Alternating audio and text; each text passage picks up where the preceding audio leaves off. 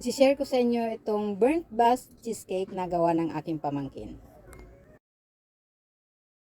Sa isang lalagyan, pinagsama-sama niya lang ang cream cheese, white sugar at saka flour.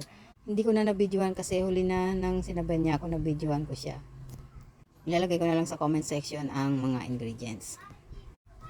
Tapos inilagay na rin niya dito ang all-purpose cream at saka itlog.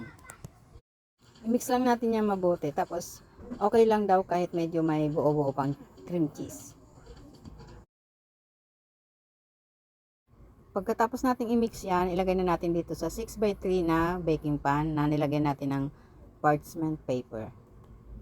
I-bake na natin yan sa ating preheated oven sa 220 degrees Celsius for about 30 minutes to 45 minutes or hanggang sa maging burn na ang kanyang ibabaw.